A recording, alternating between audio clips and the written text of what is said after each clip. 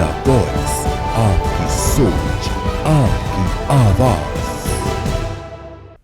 नमस्कार, स्वागत है आप सभी का झारखंड की खबरों में। मैं आपके साथ निकिता कश्यप। बुलेटिन की शुरुआत करते हैं। खबर जमशेदपुर से है, जहां मिथिला सांस्कृतिक परिषद ने राष्ट्रपति द्रौपदी मुर्मू को धन्यवाद ज्ञापन पत्र भेजा है और जिसमें मैथिली की भाषा को संविधान में सम्मान देने के लिए उनका आभार व्यक्त किया गया। तो वहीं परिषद ने संविधान दिवस 26 नवंबर को भारतीय संविधान की 8वीं अनुसूची में मैथिली भाषा में शामिल होने को ऐतिहासिक कदम बताया। और जहां परिषद के अनुसार इससे देश भर में मैथिली की समाज में गर्व और उत्साह का माहौल बना हुआ है। तो वहीं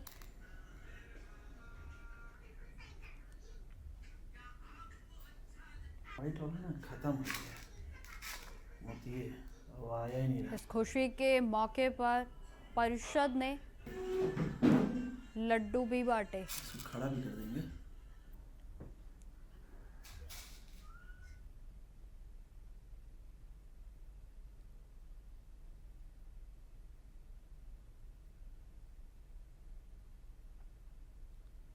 खबरों में आगे बढ़ते हैं। अब खबर लोहरदगा से है, जहां इरगांव हॉल्ट और लोहरदगा के बीच कोयला नदी पर बने पुल नंबर 115 में पिलर नंबर 4 और 5 के बीच गार्डर में बड़ी दरार पाई गई है। जहां आपको बताते चले कि पिलर के आसपास मिट्टी का कटाव और बालू का उठाव इस नुकसान का कारण माना जा रहा है। जहां रेलवे ने इस समस्या को गंभीरता से लेते हुए हाई लेवल कमेटी का गठन कर जांच भी शुरू कर दी है। देखिए इस खबर पर हमारे संवाददाता नौशाद की है ग्राउंड रिपोर्ट। कोयल नदी पर बनी ये ब्रिज,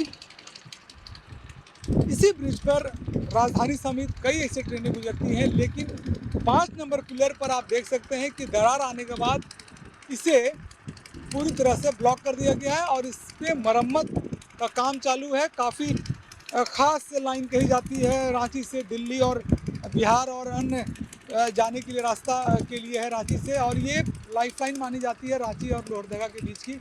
लेकिन कोयल नदी पर बने इस ब्रिज के 5 नंबर पिलर पर दरार आ गई। आप साफ तस्वीर देख सकते हैं कि खबर मिलने के बाद ट्रेनों का परिचालन रोक दिया गया है, लेकिन इस पर युद्ध स्तर से काम जारी है और रेलवे की तरफ से आगे की जर्नी के लिए विशेष इंतजाम किए गए हैं। बस के माध्यम से पैसेंजर को ले जाया जा रहा है, लेकिन 5 नंबर जो पिलर है वो काफ़ी अहम इसलिए कहा जाता है कि जब रेलवे को पता चला कि इस ब्रिज पर दरार आ गई है तो यहाँ पर काम शुरू है और यहाँ पर राजधानियों के परिचालन के बाद, यानी एक दिन के बाद यहाँ रेलवे प्रशासन को पता चला, जिसके बाद से हड़कंप मच गया और उसके तुरंत बाद से परिचालन रोकने के बाद काम शुरू कर दिया गया है। आप देख सकते हैं कि युद्ध स्तर पर, वॉर लेवल पर काम शुरू है। रेलवे की ओर से जीएम का निरीक्षण भी हो चुका है इस पूरे क्षेत्र में। यूँ कहें कि 2 से ढाई महीने में ये ब्रिज पूरी तरह से बनकर तैयार हो जाएगा, लेकिन सबसे अहम सवाल कि इस ब्रिज में दरार आखिर आई कैसे, जिसको लेकर जांच चल रही है। लोहरदगा से मैं नौशाद, इंडिया वॉइस के लिए लोहरदगा। खबरों में आगे बढ़ते हैं। अब खबर सरायकेला से है, जहां राजनगर में राष्ट्रीय सड़क सुरक्षा माह 2026 के तहत एक विशेष जागरूकता अभियान चलाया गया। आपको बता दें कि जिला परिवहन पदाधिकारी गिरजा शंकर महतो के नेतृत्व में यह अभियान बिना चालान या जुर्माने के सिर्फ गांधीगिरी के जरिए वाहन चालकों को सुरक्षित ड्राइविंग के प्रति जागरूक करने पर केंद्रित रहा था। और जहां आपको बता दें कि अभियान में 2 पहिया वाहन चालकों को बिना हेलमेट और ट्रिपल राइडिंग करते हुए रोककर समझाइश दी गई। जहां महतो ने यह भी कहा कि यातायात नियम लोगों की सुरक्षा के लिए है और हेलमेट, सीट बेल्ट और उसके साथ साथ ओवर स्पीडिंग या नशे में वाहन चलाने जैसे खतरे जानलेवा हो सकते हैं। अभियान में लोगों से अपील की गई है कि 2 पहिया वाहन में हेलमेट पहने, 4 पहिया वाहन में सीट बेल्ट का उपयोग करें, तो वही ट्रिपल राइडिंग से बचें और यातायात नियमों का सख्ती से पालन करें। परिवहन विभाग ने यह भी जानकारी दी है कि पूरे जनवरी माह में ऐसे अभियान जारी रहेंगे ताकि सड़क दुर्घटना को कम किया जा सके, तो वहीं सुरक्षित यातायात को भी बढ़ावा मिल सके।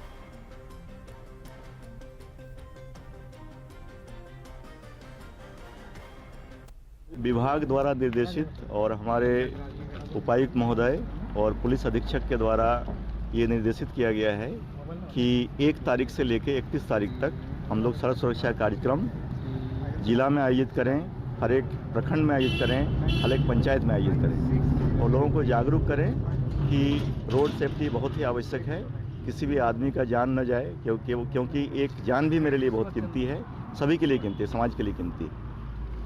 सर, इस दौरान क्या शपथ भी दिलाई गई है? क्या हम लोगों ने शपथ दिलाया है कि हम लोग जब भी बाहर निकलें, अगर 2 पहिया वाहन है तो हेलमेट ज़रूर पहनें, 2 से ज़्यादा आदमी उसमें सवार न हो, अगर आपका कार चला रहे हैं तो उसमें सीट बेल्ट ज़रूर पहनें, अगर बहुत हेवी गाड़ी है तो उसमें ओवरलोडिंग न करें और रोड सेफ्टी से संबंधित सारे चीज़ों का अनुपालन करें। अब खबर दुमका से है, जहां इस समय सोहराय पर्व की धूम है और जिसे कि पुलिस मेस एसोसिएशन ने पुलिस केंद्र में आयोजित किया गया। आपको बताते चलें कि इस अवसर पर पुलिस अधिकारी, जवान और आदिवासी समुदाय के पुरुष महिला शामिल हुए, जहां पर्व की खासियत मांदर की थाप पर थिरकना, भाई बहन के प्रेम का प्रतीक और प्रकृति का पूजा इसमें जो है अहम मानी जाती है। जहां आपको बताते चले कि कार्यक्रम में अनुमंडल पुलिस पदाधिकारी विजय कुमार महतो और अमित कुमार ने पुलिस विभाग के साथ इस पर्व को मनाया और जिला वासियों को उनकी ओर से शुभकामनाएं भी दी गई। जहां परिचारी प्रवर ने इस पर कहा कि सोहराय पर्व प्रकृति का त्योहार है और जैसे कि दुमका पुलिस परिवार हर साल बड़े ही हर्षोल्लास के साथ मनाता है। यह पर्व 5 दिन तक मनाया जाता है और अब सरकारी व सामाजिक संगठनों के द्वारा भी इसे मनाया जा रहा है। इस साल भी सोहराय का पर्व पुलिस लाइन में पूरे धूमधाम के साथ मनाया जा रहा है।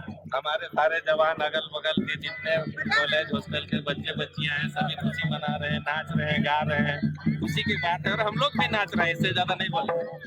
देखिए, जिस प्रकार से सभी लोग, हम सभी हर त्यौहार को मनाते आए हैं, इसमें सोहराय पर्व के जितने भी लोग हैं, खास करके हम जो बाहर से ज्वाइन करके इस जगह पे आए हैं, कभी इस तरीके का त्यौहार करीब से देखने को नहीं मिला है। लेकिन पिछला साल जिस तरह से प्यार मिला है और खुशी अब हम सबसे ज़्यादा हमें लगता है कि कितना जल्दी आए और ये भीड़ और ये हर्षोल्लास के साथ हम ये त्यौहार मनाएं। अब खबर रांची से है, जहां धुर्बा के बोसीबाड़ी के इलाके से बीते 5 दिनों से 2 बच्चे की चोरी होने का मामला लगातार तूल पकड़ता जा रहा है। जहां आपको बता दें कि 5 दिनों से पुलिस के हाथ अब तक खाली हैं और जिसके बाद आज परिवार से मिलने के लिए रक्षा राज्य मंत्री संजय सेठ पहुंचे। जहां संजय सेठ ने कहा कि राज्य में पुलिस का इकबाल बिल्कुल खत्म हो चुका है और जहां राज्य की कानून व्यवस्था ध्वस्त हो गई है, तो वहीं यह वजह है कि दिन दिहाड़े इस तरीके की घटनाएं अब सामने आ रही हैं। आपको बताते चलें कि उन्होंने झारखंड में योगी मॉडल को लागू करने की जरूरत बताई और जहां उन्होंने यह भी कहा कि अपराधी अपराध करने की हिम्मत ना करें। वहीं संजय सेठ ने यह भी कहा कि रांची में नशे का कारोबार भी लगातार बढ़ रहा है और इस वजह से ऐसी घटनाएं लगातार सामने आ रही हैं। कार्य कर रहा है तो उससे सीख लेनी चाहिए, उससे कोई बुराई नहीं है। उत्तर प्रदेश के मुख्यमंत्री से सीखे कि कैसे लॉ ऑर्डर पर काबू और जो अपराध कर्मी हैं उनको कैसे काबू में लाया जाए। ये योगी मॉडल लागू और योगी मॉडल उत्तर प्रदेश में हिम्मत है किसी की क्या? वहाँ 11 बजे 12 बजे रात में महिलाएं आराम घूम रही, किसी को हिम्मत नहीं है भाई। अपराध कर्मी जेल में है तो बेल नहीं ले रहे हैं और सब तड़ी पा रहे हैं, भागे हुए हैं। तो यहाँ इकबाल खत्म है। तो राजधानी है, मेरा तो मानना है कि मुख्यमंत्री जी को तुरंत संज्ञान लेना चाहिए और कड़े से कड़े ऐसी कार्रवाई करनी चाहिए और दोषी पकड़े जाएं तो ऐसी सजा का प्रावधान तो कोर्ट करेगा, लेकिन पुलिस तंत्र के हाथ में होता है कि कैसी धाराएं लगाएं। तो पहले तो बच्चों को रिकवर कर पीड़ित परिवार को सौंपें और इस नशे के कारोबार पे ब्रेक लगाएं। तो खबरें लगातार जारी रहेंगी। फिलहाल रुकते छोटे से ब्रेक के लिए। तो ब्रेक के बाद एक बार फिर से स्वागत है आप सभी का। बढ़ते हैं खबरों की और। खबर सरायकेला से है, जहां चांडिल के प्रखंड अंतर्गत फलोद गोड़ा गांव में स्थित एक निजी कंपनी के द्वारा जमीन लेवल के दौरान आदिवासी समुदाय के पवित्र जाहिर स्थान में कथित छेड़छाड़ और जमीन पर अवैध कब्जे को लेकर आदिवासी समाज में भारी आक्रोश व्याप्त है। बताते चलें कि आदिवासी समाज के लोगों का आरोप है कि जाहिर स्थान की निर्धारित भूमि की जानकारी पहले ही संबंधित लोगों को दी जा चुकी थी और इसके बावजूद जानबूझकर न सिर्फ जाहिर स्थान की जमीन पर कब्जा किया गया बल्कि धार्मिक आस्था से जुड़े स्थल को क्षति पहुंचाने के उद्देश्य से 1 साल पेड़ को भी जेसीबी मशीन के द्वारा गिरा दिया गया है। बताते चले कि आदिवासी समाज ने साफ शब्दों में चेतावनी दी है कि यदि जल्द से जल्द जाहिर स्थान की जमीन को खाली नहीं किया गया तो समाज उग्र आंदोलन करने के लिए बाध्य होगा। फिलहाल मामले को लेकर गांव में तनाव का माहौल बना हुआ है। आज हम लोग इकट्ठा हुआ है, हम लोग फदलोगड़ा ग्राम के जाहिर स्थान जो कंपनी द्वारा की अवैध भूमि माफिया की ध्वस्त किया गया है। हमारा जो जहरा गाछ पेड़ जो बोलते हैं हम लोग उसका एक जीसीपी से खोद करके निकाल के वो मिट्टी में दबाने का प्रयास किया था। अब खबर खूंटी जिले से है, जहां प्रधानाध्यापक सोमा मुंडा की अज्ञात अपराधियों ने बुधवार की शाम गोली मारकर हत्या कर दी। आपको बताते चले कि सोमा मुंडा अपनी पत्नी के साथ बाइक पर खूंटी लौट रहे थे कि जब तालाब के पास 2 बाइक सवारों ने ओवरटेक करते हुए 2 राउंड फायरिंग गोली चलाई और जिसमें कि एक गोली उनके सीने में जा लगी। तो वहीं आपको बता दें कि जिसके बाद हमलावर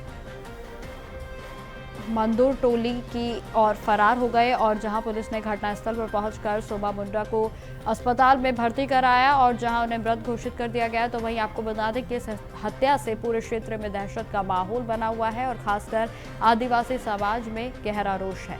ग्रामीणों ने सड़क जाम कर आरोपियों की गिरफ्तारी की मांग की है।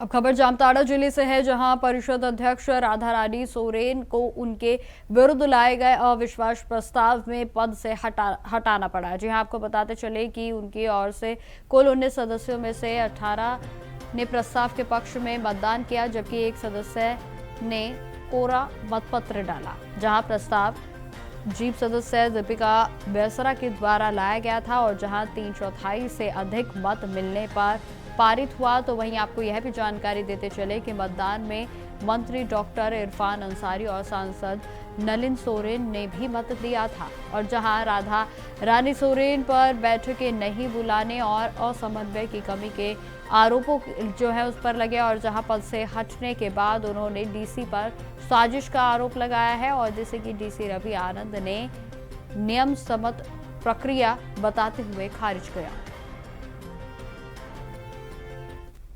आज सबको वोटिंग करना था यहाँ पर, तो इसमें एक सत्ता पक्ष और विपक्ष होता है। तो पूर्व में जो जिला परिषद की चेयरमैन थी वो चेयरमैन थी और विपक्ष में राधा रानी सोरेन, उसके खिलाफ में अविश्वास प्रस्ताव लाया गया तो उनको एक भी वोट नहीं पड़ा। टोटल 19 वोट पड़े जिसमें से 18 वोट जो है पक्ष में पड़ गया और विपक्ष में एक भी वोट नहीं पड़ा। तो अब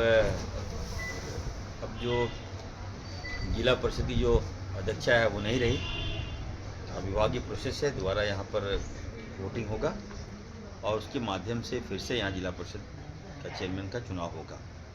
तो हम लोग वोट करने आए थे, एक प्रोसेस है, एक प्रक्रिया है, एक नियमावली है, उसी के तहत हम लोग आए थे। हम थे, हमारे सांसद महोदय भी थे, तो हम लोगों ने वोट कर दिया। हम लोग चाहते हैं कि देखिए किसी को डिमोलाइज करने का मंशा नहीं सर, वो भी महिला है और जब बार बार मैंने कहा कि छोड़ दो यार, जिला परिषद चेयरमैन जब हो चुकी है वो तो रहने दो उसको, लेकिन जितने भी सदस्य थे वो सारे लोग नाखुश थे। इनका दबाव था कि सर हर हाल में इनको हटाना ही हटाना है। तो जब हटाना है तो इन लोगों ने हटाया, हम तो एक माध्यम है, हमारा एक वोट था, हमने आगे दे दिया, लेकिन आगे चुनाव में जो होगा फिर देखिए उसके। जिला परिषद की पूर्व अध्यक्षा श्रीमती राधा रानी सोरेन के विरुद्ध अविश्वास प्रस्ताव लाया गया था, जिसके आलोक में आज मतगणना किया गया, मतपत्र डाले गए और उसकी मतगणना की गई। कुल 20 जिला परिषद के सदस्य उपस्थित रहे, जिसमें से 19 को मतपत्र निर्गत किया गया। 19 निर्गत मतपत्रों में से 19 सदस्यों ने अपना मत डाला। कुल वैध मतों की संख्या 19 रही। उन 19 वैध मतों में से अविश्वास प्रस्ताव के पक्ष में कुल 18 मत प्राप्त हुए एवं एक मत जो तटस्थ रहा, अर्थात न वो पक्ष में था न विपक्ष में था। जिला परिषद के जितने भी सदस्यों ने वो मतपत्र डाला, उसके 3/4 से ज्यादा मत पक्ष में आने के कारण जिला परिषद की जो पूर्व में अध्यक्षा थी, उनको तत्काल प्रभाव से उस पद से विमुक्त किया गया। अब खबर गोड्डा जिले से है, जहां अमडेहा गांव की कहानी रिश्तों और इंसानियत की मिसाल बन गई है। जी हां, आपको बता दें कि एक पत्नी अपने पति और 10 साल की बेटी को छोड़कर प्रेम विवाह करने फरार हो गई। जी हां, आपको बताते चले कि कुछ दिन बाद पति की मौत हो गई, लेकिन पत्नी ना लौटी और ना ही बेटी को देखा। जहां अब 10 साल की मासूम सुगंधी कुमारी अनाथ हो चुकी है। उस उम्र में जहां उसे सपने और खिलौनों की जरूरत थी, वहां उसे अनाथ होने का दर्द मिला। लेकिन गांव वालों ने इस इंसानियत का परिचय देते हुए मृतक का अंतिम संस्कार किया। और जहां अब पूरा गांव एक सवाल पूछ रहा है कि सुगंधी का भविष्य कौन संवारेगा। समाज, प्रशासन और संगठन से मदद की उम्मीद है।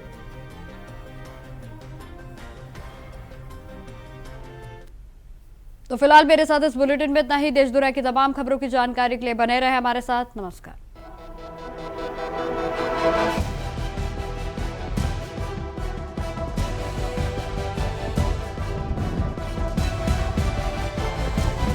इंडिया वॉइस, आपकी सोच, आपकी आवाज।